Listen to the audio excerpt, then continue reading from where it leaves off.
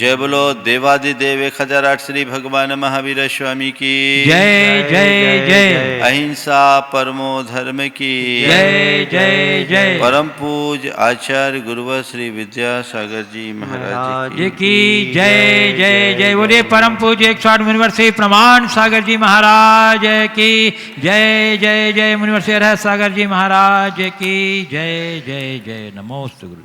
हम सबको ये मनुष्य जीवन मिला।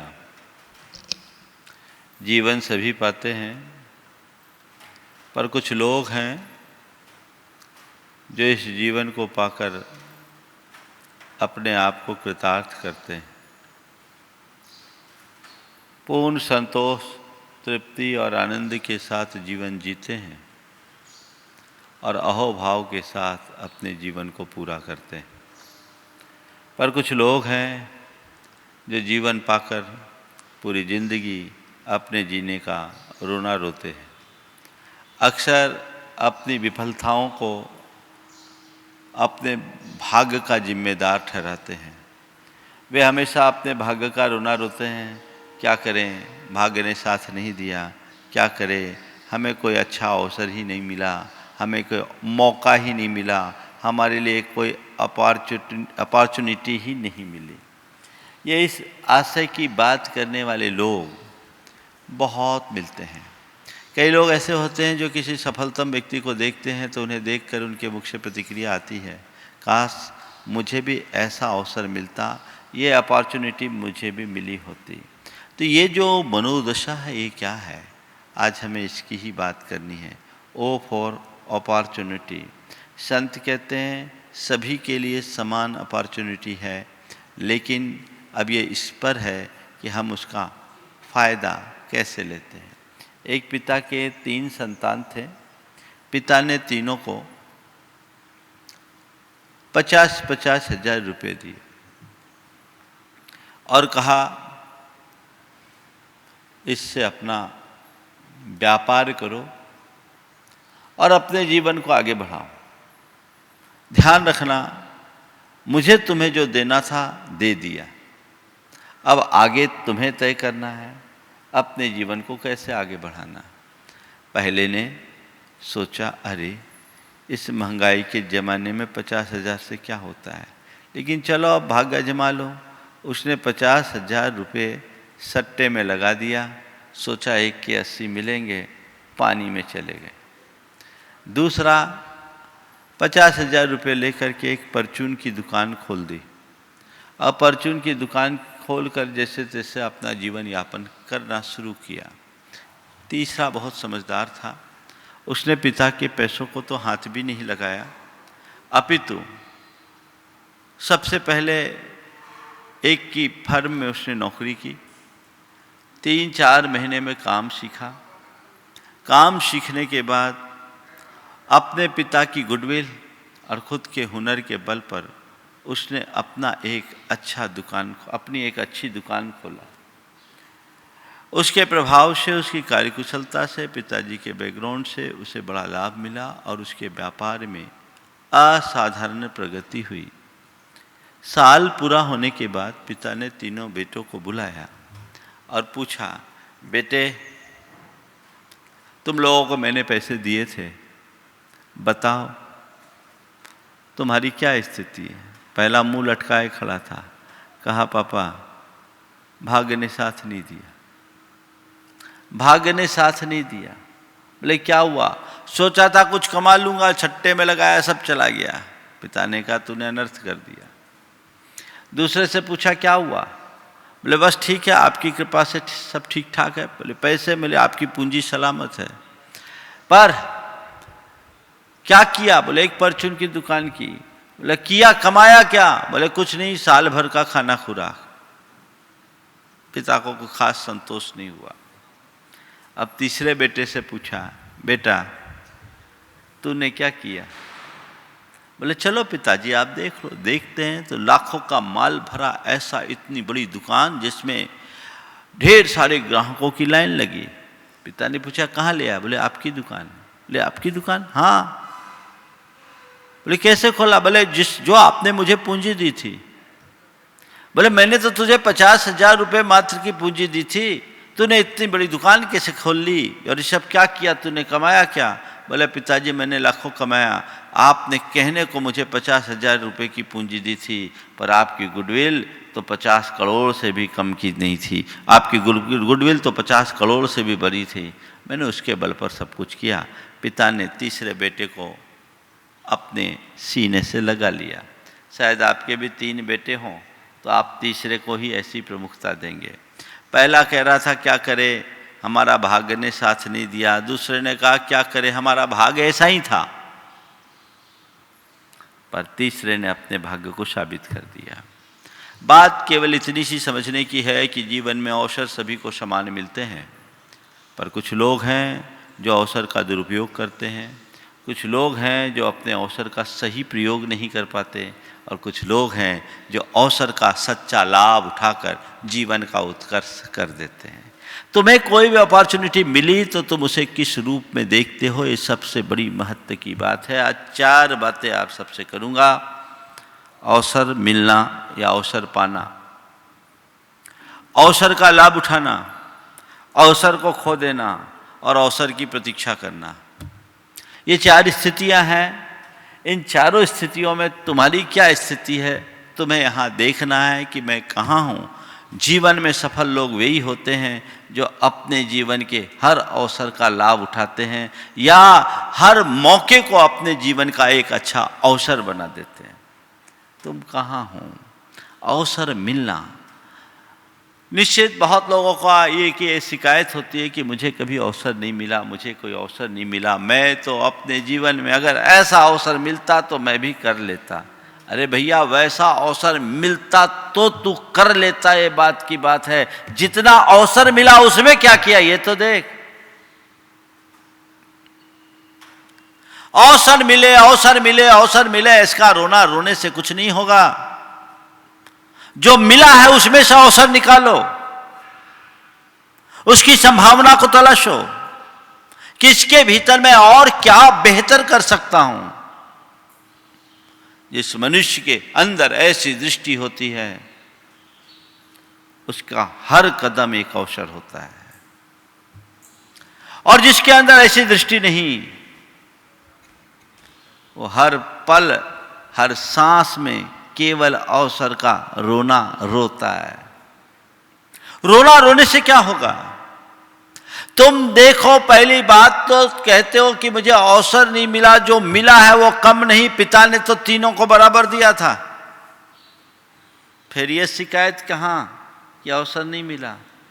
हर मनुष्य को समान रूप से जन्म मिलता है, 2 हाथ 2 पैर 2 आंख 2 कान 2 नाक, जो शरीर हमारा, हमारी बुद्धि, हमारी, ये तो सबको समान रूप से मिली है।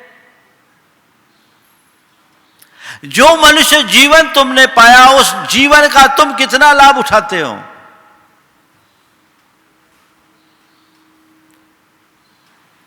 कई लोग हैं जो मनुष्य जीवन को पाकर के ऊंचाइयां छू लेते हैं, और कई ऐसे लोग हैं जो मनुष्य जीवन को पाकर के खींचतान के जिंदगी पूरी कर लेते हैं। तुम कहां हो? अवसर तो तुम्हें भी प्राप्त हुआ है, पर तुमने उस अवसर को पहचाना कहां? मेरे लिए कोई अवसर मिला है, मुझे कोई मौका मिला है, ये पहचान जब तक तुम्हारे अंदर नहीं होगी तुम उसका लाभ नहीं उठा पाओगे। जो अवसर को पहचान लेते हैं वे कामयाब होते हैं, और जो अवसर को पहचान नहीं पाते वे कुछ नहीं कर पाते। सच्चे अर्थों में देखा जाए तो ये मनुष्य जीवन हम सब के लिए एक श्रेष्ठ मौका है, अवसर है, गोल्डन अपॉर्चुनिटी है। इसका लाभ उठाओ, सार्थक करो।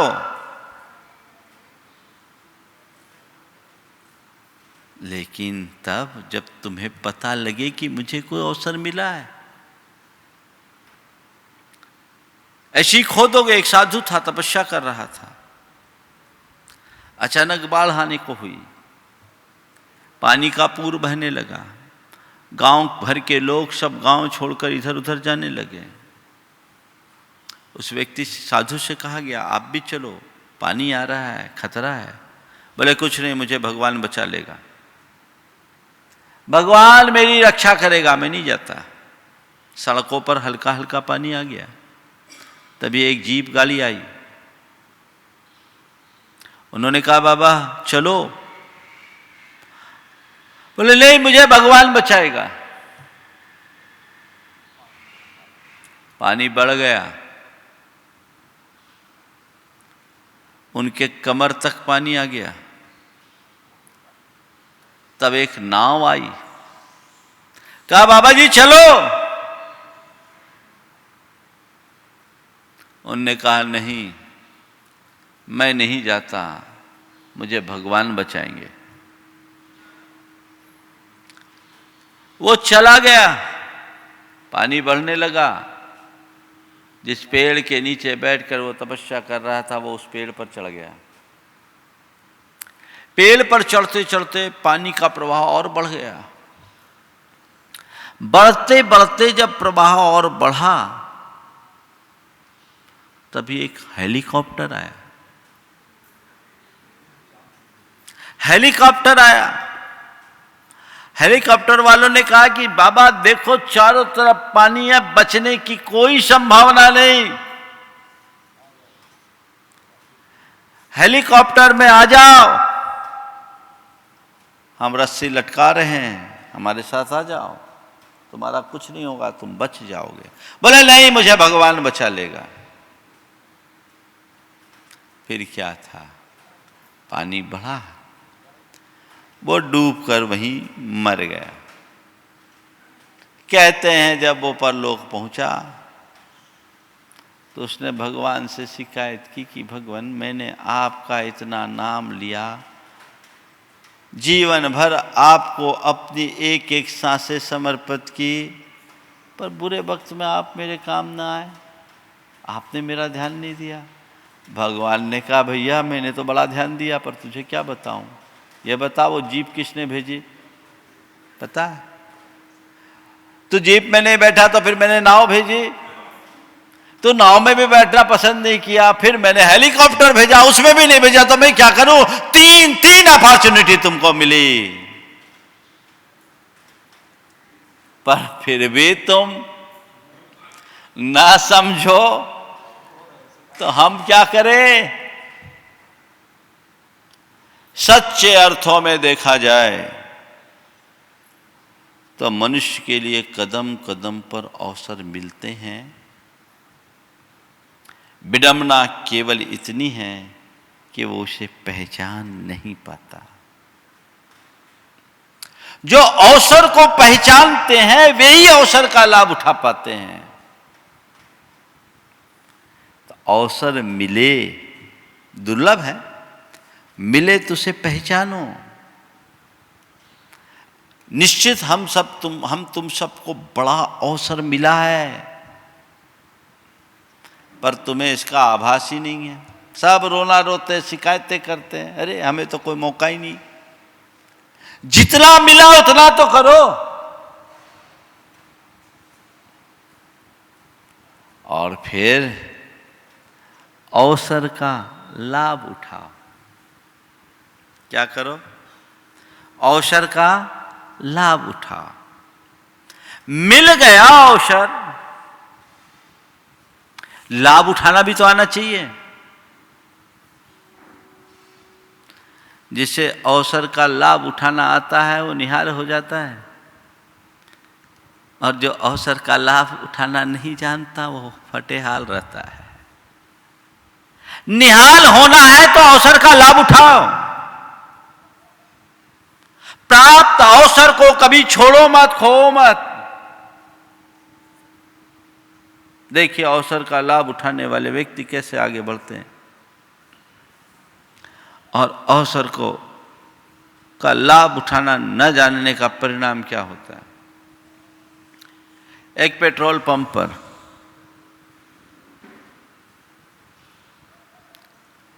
एक मर्सिडीज आकर के खड़ी हुई। तेल डालने वाले फिलर ने तेल डाला। मर्सिडीज चलाने वाली की आंखें उसकी आंखों से मिली, आंखों ही आंखों में उसने उसे पहचाना और कहा, तुम बड़े जज्बाती मिल लगते हो, कुछ करना हो तो मेरे पास आओ, और अपना विजिटिंग कार्ड उसे दे दिया। तेल भरने वाले ने कार्ड रखा, फिर सोचा ऐसे सेठ लोग तो कार्ड वार्ड देते ही रहते, क्या होगा। उसने उस कार्ड को फेंक दिया। साल भर बाद फिर वही मर्सिडीज आकर के खड़ी हुई, तेल भराया। उसने बोला, ये तुम वही आदमी हो ना जिसे कभी किसी ने कार्ड दिया था? बोले हाँ, कार्ड दिया था। बोले उस कार्ड का क्या किया था? बोले मैंने फेंक दिया था। उस कार्ड का क्या किया? बोला मैंने फेंक दिया। तो उस कार के ड्राइवर ने अपना परिचय देते हुए कहा, भाई तुमने जो कार्ड फेंका था ना, मैं यहाँ का स्वीपर था, मैंने वो कार्ड उठाया और उनकी बात सुनकर उससे मिलने के लिए गया। आज मैं मर्सिडीज का मालिक हूं। तब उसे समझ में आया, अरे काश मैंने नहीं फेंका होता तो मैं मालामाल हो गया होता। क्या हुआ? अवसर दोनों को मिला, एक ने अवसर को खोया और दूसरे ने अवसर का लाभ उठाया।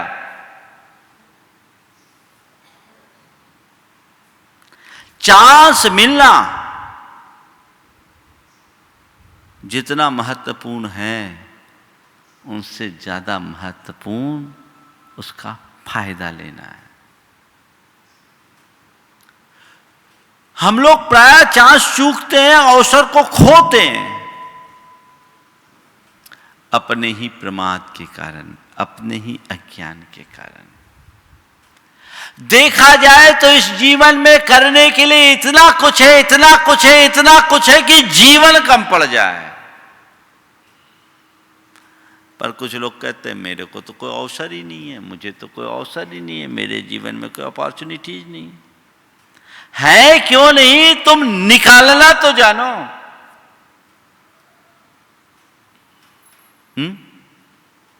निकालना तो जानो।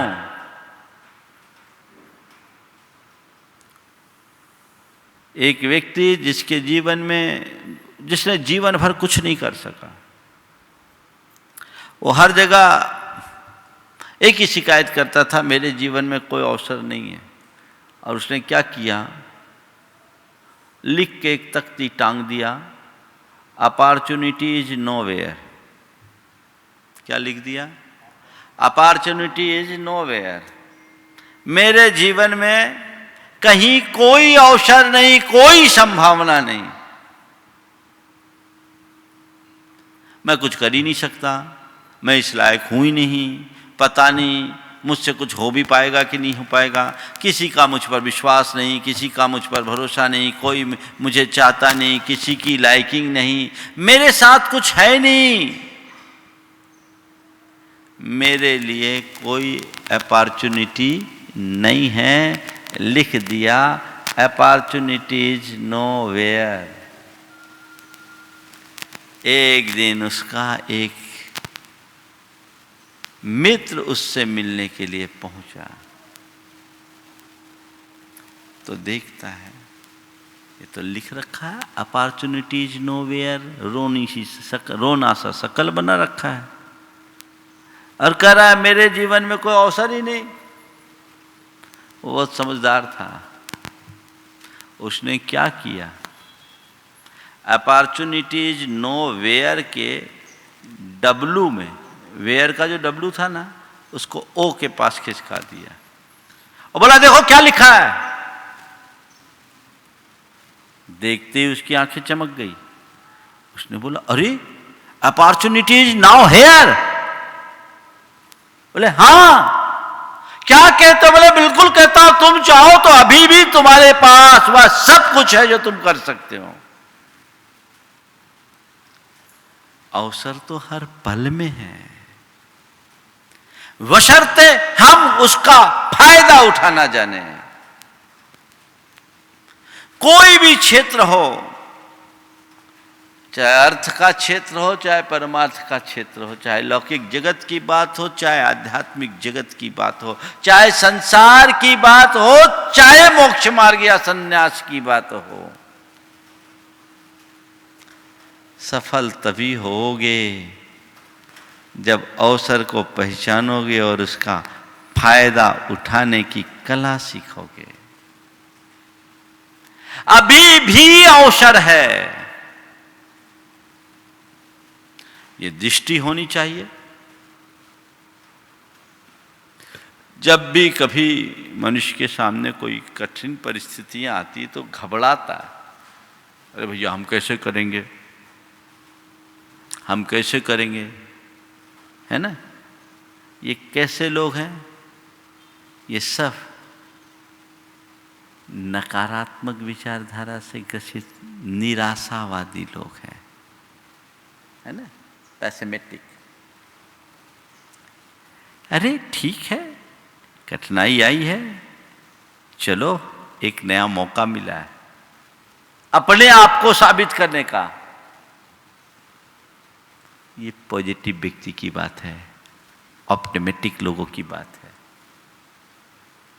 आशावादी लोगों की बात है। क्या कर सकते हैं आप। मेरे संपर्क में एक युवक, उसके पिताजी ने उससे नाराज होकर उसे घर से निकाल दिया, घर से निकाल दिया। कुछ भी नहीं था, पति पत्नी दोनों माँ बाप का आशीर्वाद लेकर 2 जोड़ी कपड़े लेकर निकल गए। अपने दोस्त के यहां रहे, लोगों ने सुना तो सबके सब स्तब्ध हो गए, तुम्हारे साथ अन्याय हुआ है, गलत हुआ है। उसने जो बात कही वो ध्यान देने की है। उसने कहा नहीं, हमें अवसर मिला है खुद को साबित करने का, हमें अवसर मिला है खुद को साबित करने का। पिताजी ने यदि हमें निकाला है तो इस भरोसे से निकाला है कि एक काबिल है, जाएगा तो सड़क पर नहीं रहेगा, खुद अपना घर बसा लेगा। और अब हमारे लिए एक चैलेंज है, ये एक चुनौती है जिसे हमें पूरा करना है। होना चाहिए ना। वस्तुतः मनुष्य के जीवन में जब तक चुनौतियां नहीं आती वो प्रगति नहीं करता। मेरे जीवन में न जाने कितने प्रकार की चुनौतियां आई हैं, पर मैं कभी अपनी चुनौतियों से घबराया नहीं। हर चुनौती को उपलब्धि में बदला है। ध्यान रखना, यदि तुम्हारे मन में नकारात्मकता होगी तो तुम हर अवसर में घबराओगे, कैसे होगा, कैसे होगा, कैसे होगा। वो तुम्हारे लिए चैलेंज बन जाएगा। और यदि तुम्हारी सोच सकारात्मक होगी तो तुम हर चैलेंज को एक अपॉर्चुनिटी मानोगे, और वो अपॉर्चुनिटी तुम्हारे अंदर के उत्साह को बढ़ाएगा। डर उत्साह में परिवर्तित हो जाएगा, फियर इंथुसियाज्म बन जाएगा। ये आ सकता है बशर्ते अवसर का लाभ उठाने की कला तुम्हारे अंदर हो। अब तक तुम्हारे जीवन में जो मिला है वो कम नहीं है, थोड़ा तटस्थ भाव से उसकी समीक्षा करके देखना। दूसरों को क्या मिला ये मत देखो, दूसरों ने क्या किया ये देखने की कोशिश करो, और तुमने क्या किया ये देखने की कोशिश करो। अगर तुम सही करते तो सही परिणाम आता, बराबरी से सब कुछ पाने के बाद भी सब बराबर नहीं हो पाते। दृष्टि होनी चाहिए। तो अवसर पाना, उससे महत्वपूर्ण अवसर का लाभ उठाना। मैं अक्सर कहता हूं, एक शब्द है योग, एक शब्द है प्रयोग। अवसर मिलना योग है, उसका लाभ उठाना प्रयोग है ना। तुम्हें स्वस्थ शरीर मिला है, जीवन का एक अच्छा सुयोग है कि नहीं, है ना। कदाचित बीमार होते, अशक्त होते, उठने बैठने की स्थिति में नहीं होते, अपाहिज होते, तो क्या होता, बिस्तर पर पड़े होते। होना भाग्यशाली इस अर्थ में, हट्टे कट्ठे हो पर स्वस्थ शरीर पाकर कर क्या रहे हो, ये तो बताओ। हट्टे कट्ठे होकर के भी पट्ठे बने हो, मतलब क्या। अगर स्वस्थ शरीर पाया है तो एक दूसरे की सेवा करो, त्याग करो, तपस्या करो, व्रत आचरण करो, जीवन को सही दिशा में ले जाओ। तो स्वस्थ शरीर पाना योग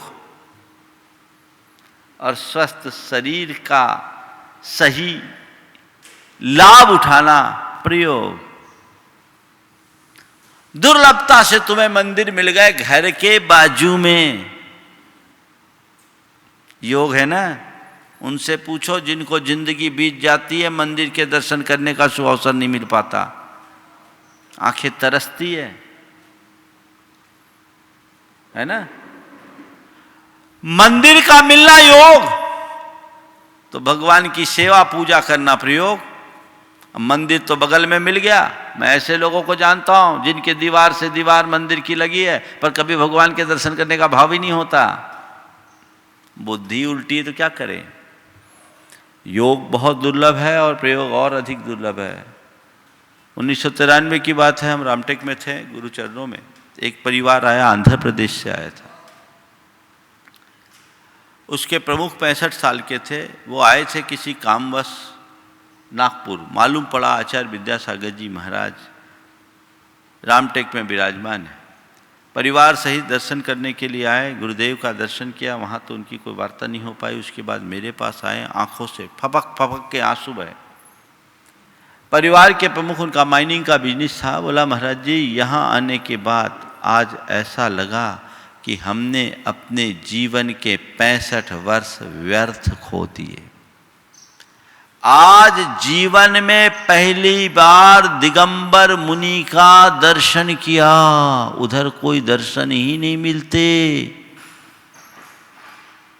हमने जाना ही नहीं। मैं तो अपने उस कारोबारी मित्र को बहुत बहुत धन्यवाद देता हूं जिसने मुझे यहां आने के लिए प्रेरित किया। वे लोग धन्य हैं जिन्हें ऐसे संतों के नित्य दर्शन होते हैं। कौन बोल रहा है? जिससे दुर्लभता का बोध हुआ वो बोल रहा है। मैंने 65 वर्ष व्यर्थ कमा दिए। उस अर्थ में तुम भाग्यशाली हो कि नहीं? हर संदर्भ में देखो, जो मिला है उसे कभी कम मत आंको, और जो मिला है उसका पूरा रस निचोड़ने की कला विकसित करो। तभी अवसर का सच्चा लाभ उठा पाओगे, अन्यथा सब व्यर्थ हो जाएगा। तो अवसर मिलना, अवसर का लाभ उठाना, और तीसरा अवसर को खो देना, चूक जाना। ऐसे लोग बड़े अभागे होते हैं, बड़ी मुश्किल से अवसर पाते हैं और खो देते हैं। उस समय बड़ा पश्चाताप होता है, अरे चूक गए। थोड़े से के पीछे चूक गए। एक बात बोलूं, जितने भी चूकते हैं ना वो थोड़े के ही पीछे चूकते हैं, ज्यादा के पीछे नहीं चूकते। थोड़े से ही चूकते हैं, होता है। 1 मिनट लेट होते ट्रेन चूकती है, हाँ? और 1 सेकेंड पीछे रह जाते हैं तो एथलीट में पीछे रह जाते हैं, होता है। चूक तो थोड़ी सी है। अवसर मिला तो कभी चूको मत, उसका फायदा उठाओ, क्योंकि बाद में तुम्हारे लिए केवल पछताना ही बचेगा।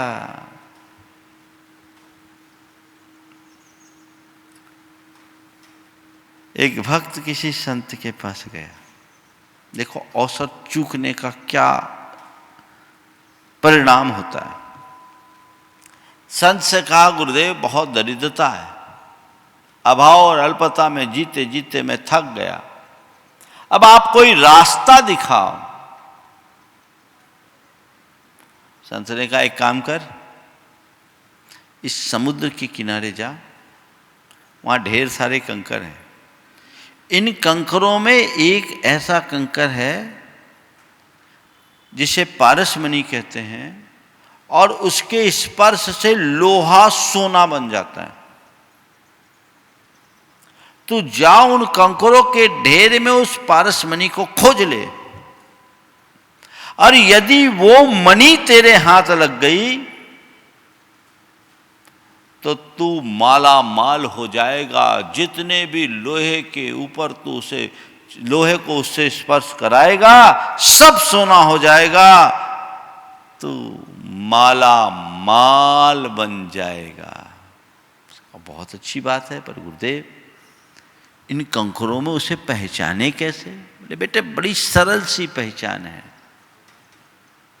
जितने भी कंकर वहां हैं, तुम एक एक कंकर को उठाना। जो साधारण कंकर होंगे वे सब ठंडी होंगी, लेकिन जो पारसमणि होगी वो गर्म होगी। तो जा ठंडी ठंडी को एक तरफ करना, और जिस क्षण तुझे गर्म स्पर्श लगे उससे बचा लेना। गया, कंकर उठाया, देखी ठंडी, अलग किया, दूसरा, तीसरा, चौथा, पांचवा, छठवां, ऐसे करते करते वो एक एक कंकर को लेते जाए, फेंकते जाए, लेते जाए, फेंकते जाए, लेते जाए, फेंकते जाए, और ले लेके सबको समुद्र में फेंकते जा रहा था। एक एक कंकर एक एक कंकर एक एक कंकर कंकर फेंक रहा है। सब ठंडे ठंडे कंकर थे, एक भी गर्म कंकर उसके हाथ आया ही नहीं। 4 घंटे बीत गए, तब तक उसको फेंकने का अभ्यास सा बन गया था। कंकर उठाया फेंका, कंकर उठाया फेंका, कंकर उठाया फेंका। शुरुआत में तो अबैर था, बाद में थोड़ा ढीला हो गया। अब कंकर उठाया फेंका, उठाया फेंका, उठाया फेंका, उठाया फेंका, प्रैक्टिस से बन गई। कंकर उठाया फेंका, उठाया फेंका, उठाया फेंका, और फिर अचानक उसे वो कंकर हाथ में आया और उसे भी फेंक दिया। और जब फेंका तब पछताया, अरे वो तो गर्म पत्थर था, वो गरम कंकर था। अब क्या, वो कंकर तो समुद्र में गया, अब कैसे लौटाएंगे? समझ में आ रही है बात? कौन सा कंकर गरम कंकर आ जाए कोई पता नहीं। इसलिए एक एक क्षण को सलीके से जियो, उनका सही प्रयोग करो, तब जीवन में कुछ हासिल कर सकोगे। अन्यथा केवल पछतावा, पछतावा और पछतावा ही साथ रहेगा। अफसोस, दर्द, पीड़ा, हाय कुछ कर न सका। करने का अवसर तो मिला था, कर न सका, ये बात छोड़, किया नहीं। जब मौका आया तो तू चूक गया। करने की कोशिश कर। और कई लोग करते हैं, थोड़े ही में हार जाते हैं। किसी विचारक की ये पंक्तियां बड़ी अच्छी बात है। कि सामान्य लोग अपना काम उस क्षण रोकते हैं जब वे हार जाते हैं। सामान्य लोग अपना काम तब रोकते हैं जब वे हारने लगते हैं, हार जाते हैं, और विशेष लोग अपना काम तब रोकते हैं जब वे जीत जाते हैं। जीत कर रुकना, हार कर नहीं। निरंतर प्रयास करते रहोगे तो परिणाम मिलेगा। तो अवसर पाना, अवसर का लाभ उठाना, अवसर खो देना, और चौथा अवसर की प्रतीक्षा करना। कई लोग ऐसे हैं जो केवल अवसर की प्रतीक्षा करते हैं। मुझे मौका मिले, मौका मिले, मौका मिले, मौका मिले, बस अवसर ढूंढ लेते हैं। जिंदगी में उनके लिए कोई अवसर नहीं आ पाता, वो कुछ कर नहीं पाते, जबकि जो मिला है वो भी उनके हाथ से निकल जाता है। अवसर की प्रतीक्षा मत करो, प्रतीक्षा करके अपना समय बर्बाद मत करो। कई लोग सोचते हैं मैं इतने समय बाद ये करूँगा, इतने समय बाद ये करूँगा, ये मौका आएगा तो ये करूँगा, ये मौका आएगा तो ये करूँगा। ये मौका की बात कर रहे हैं, अभी जो है वो तो करो। अगर तुम आज को सफल नहीं बना सकते तो आने वाला कल भी व्यर्थ हो जाएगा, इसे कभी भूलना मत। तो अवसर का लाभ उठाएं। हम मुनियों के लिए कहा गया कि तुम अपने क्षण क्षण का सदुपयोग करो, आगे बढ़ने की कोशिश करो, क्योंकि ये दुर्लभ जीवन क्षण भंगुर है। आज है, कल मिले या न मिले कोई भरोसा नहीं, और बहुत दुर्लभता से तुमने ये मनुष्य जीवन पाया है, इसका सदुपयोग करो। ए श्रावक पर्याय शुक्ल सुनवो जिनवानी, या विधि गए न मिलहि सुमनि जो उदधि समानी। कोई रत्न को समुद्र में फेंक दे, उसे पाना जितना दुर्लभ है, वैसे ही ये सारी अनुकूलताएं बार बार प्राप्त करना दुर्लभ है।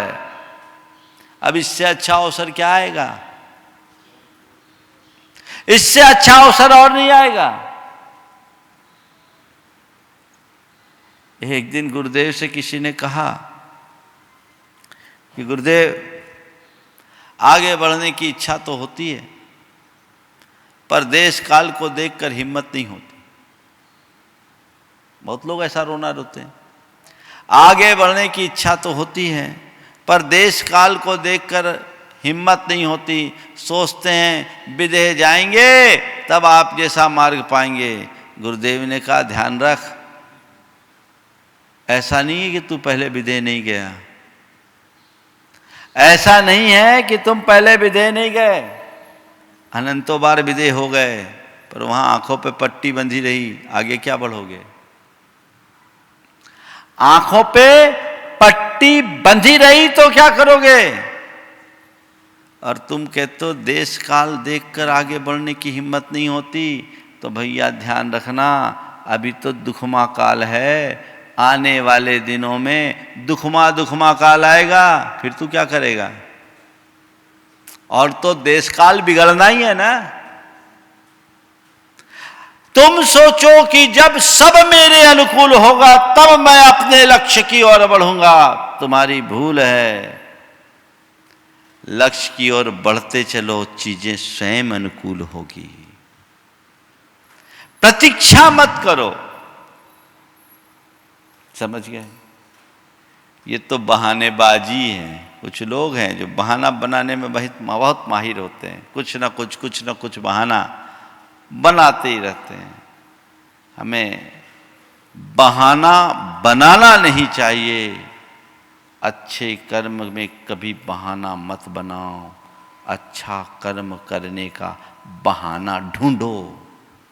किसी बहाने का अवसर आए, अच्छा कर्म कर डालो। आप लोग बुरा काम करने के लिए तो बहुत जल्दी उत्साहित रहते हो, कोई मौका चूकते हो। अरे नहीं महाराज, बहुत मुश्किल से मिलता है ना, अलभ्य लाभ है जैसे। बुरा काम करने के लिए मनुष्य का मन सदैव उत्साहित रहता है और अच्छे काम के लिए वो प्रमादी बन जाता है। यही उसकी अज्ञानता है। जीवन में सफल वे नहीं होते जो तुच्छ बातों में उलझते हैं। जीवन में उपलब्धियां उन्हें ही होती है जो केवल अपने लक्ष्य के प्रति समर्पित होते हैं। अपना अच्छा लक्ष्य बनाओ, ऊंचा लक्ष्य बनाओ, उस दिशा में आगे बढ़ने की कोशिश करो। चरय वेति की उक्ति को चरितार्थ करो, तब अवसर का फायदा होगा। कैसे जीवन में अवसर आते हैं और हमारी चूक के कारण हम कैसे खो देते हैं। एक बड़ी पुरानी कहानी याद आ गई। एक सेठ था, अचानक उसकी हालत बड़ी खराब हो गई। कल तक कोई भी याचक जिसके दरवाजे से खाली नहीं लौटता था, आज वो खुद दाने दाने के लिए मोहताज हो गया। दाने दाने के लिए मोहताज हो गया। उसकी धर्मपत्नी ने एक दिन उससे कहा कि यहाँ का राजा आपका बचपन का मित्र है, आप राजा के पास जाकर अपनी स्थिति बताइए ना, राजा जरूर मदद करेगा। उसने कहा, इस फटे हाल स्थिति में मुझे कोई राजा से मिलने भी देगा क्या? नहीं, मैं राजा को जानती हूँ, राजा आपसे जरूर मिलेंगे। आप एक बार राजा को पास चाहिए। एक तो परिस्थिति की मार और दूसरी पत्नी की प्रेरणा, प्रेरित होकर वो राजा के यहाँ गया। राजा तक अपने आने का समाचार पहुँचाया। जैसे ही राजा अपने मित्र का नाम सुना, खुद उठ करके दरवाजे तक आया, मित्र को गले लगाया, अपने बाजू के सिंहासन पर बिठाया। देखते ही देखते उसकी स्थिति समझ गया। कहा, कोई बात नहीं मित्र, तो मेरे पास आए हो, तुम्हारे लिए एक खजाना खोल देता हूं, रत्नों का खजाना है। 3 घंटे में यहां से तुम जितना रत्न बटोर के ले जा सको ले जाना। फूला न समाया। दरवाजा खोला गया। रत्नों के झिलमिल प्रकाश में उसकी आंखें चुंधिया सी गई। उसे लगा कि कहीं मैं कोई सपना तो नहीं देख रहा हूं। रत्नों का अपार भंडार। एक बारगी चारों तरफ उसने उस कक्ष को देखा। एक तरफ उसे कुछ खिलौने दिखाई पड़े, रत्नों के खिलौने थे। सोचा, पता नहीं दोबारा इस कक्ष में कभी आने का अवसर मिले न मिले, क्यों ना थोड़ी देर इन खिलौनों के साथ खेल लूं, फिर जाते समय 10-5 रत्न लेके चले जाऊंगा, हो जाएगा काम। वो खेल में खोया सो खो गया। उसका ध्यान तब टूटा जब घंटी बजी। कहा, 3 घंटे हो गए, अब आप बाहर आइए। बड़ा पश्चाताप हुआ, हताश हुआ। अरे चूक गए। राजा ने देखा, कहा कोई बात नहीं, कल तुम्हें एक दूसरा चांस देता हूं, कल तुम्हें सोने के खजाने में भेजेंगे, पर ध्यान रखना समय 3 घंटे का ही। गया, सोने के खजाने में घुसा, देखा वहां घोड़ा बंधा हुआ था। यह वही घोड़ा था जिस पर जवानी में वो राजा के साथ घुड़सवारी किया करता था। इतना अच्छा घोड़ा दोबारा कहाँ मिलेगा, क्यों नहीं थोड़ी इसकी सवारी का आनंद ले लूं। अभी लौटूंगा, कुछ ही पलों में आ जाऊंगा, फिर थोड़ा सोना लेकर बाहर निकल जाऊंगा, अपनी दरिद्रता को मिटा डालूंगा। वो घोड़े पर बैठा, उसकी लगाम को एड़ दिया, लगाम खींची और घोड़ा हवा से बात करने लगा। लौटा तब तक 3 घंटे पूरे हो गए। लौटा तब तक 3 घंटे पूरे। राजा को मालूम पड़ा कि यह भी खो दिया। राजा ने कहा, चल तीसरा चांस और, जाओ, कल तुम्हें चांदी के खजाने में प्रवेश मिलेगा। गया, चांदी का खजाना घुसा, अपने साथ झोले ले गया और 2 झोले चांदी के से भर लिया। वजनी तो हो गए थे लेकिन फिर भी हिम्मत करके बाहर निकालने को हुआ। जैसे ही दरवाजे पर आया वहाँ एक छल्ला लगा था। उस छल्ले के नीचे लिखा था, मुझे न छुएं, छुएं तो सुलझ कर ही जाएं। मुझे न छुएं, छुएं तो सुलझ कर ही जाएं। प्राय निषेध में जिज्ञासा ज्यादा होती। साधारण सा छल्ला, ऐसी क्या खासियत है, चलो झोला तो मैंने भर ही लिया है। उसने जैसी छल्ले को छुआ, एक हाथ खाली करके, हाथ उस छल्ले में उलझ गया। अब क्या, हाथ बुरी तरह उलझ गया। अब हाथ निकाले नहीं तो बाहर जाए नहीं तो क्या करे, तो दूसरा झोला भी रखा और छल्ले को सुलझाने में लग गया। बेचारे का पूरा टाइम छल्ले को ही सुलझाने में निकल गया। 3 घंटे बीत गए, अब उसको कुछ नहीं बचा। राजा को लगा कि गलब गजब का भागा। क्या, चलो कोई बात नहीं, चौथा चांस और, पर कल तुम्हें तांबे के खजाने में प्रवेश मिलेगा। ठीक है, 3 बार का चूका था। जब तांबे का समाचार आया तो 10-20 सीमेंट की बोरियां लेके आया अपने साथ। गया और तांबे के खजाने में वैसे टूट पड़ा जैसे भूखा भोजन पर टूट पड़ता है। फटाफट बोरियां भरी, सुआ सूतली अपने साथ ले गया था, सबको पैक किया। तब तक बेचारे की कमर दुखने लगी। अपनी कमर सीधी करने के लिए पीछे की ओर ऐसे झुका तो देखा सामने बिस्तर है। बोला अभी तो आधा घंटा ही नहीं हुआ, 2.5 घंटा बाकी है। राजा को पता था कि मैं थक जाऊंगा। कितना ख्याल रखता है राजा, थोड़ा आराम कर लूं बिस्तर पर, फिर बाहर निकलूंगा। वो लेटा, सो गया, सो गया, नींद लग गई। उसकी नींद खुली तब तक 3 घंटे बीत चुके थे। वो बेचारा खाली बाहर आया। आपको उसके इस मूर्खता पर हंसी आ रही होगी, है ना, पर पता ये कौन है, ये कौन है ना, पता है ना, हमारे भीतर है। हमें ये मनुष्य जीवन मिला है और जीवन में ये 4 अपॉर्चुनिटी है। बचपन जो रत्नों जैसा कीमती है, जिसे मनुष्य खेल खेल में गंवा देता है। जवानी वो घुड़सवारी है जिसके जोश में खो देता है। और तीसरा है जवानी जो स्वर्णिम जीवन है। तीसरा है चांदी जैसा जीवन, वो है गृहस्थी। उसके छल्ले में हाथ डाला तो पूरी जिंदगी निकलने में ही निकल लग जाती है, उसी में निपट कर रह जाता है ना। और चौथापन है बुढ़ापा, जो बिस्तर में ही बीत जाता है। बुढ़ापा बिस्तर में ही कटता है और वहीं राम नाम सत्य हो जाता है।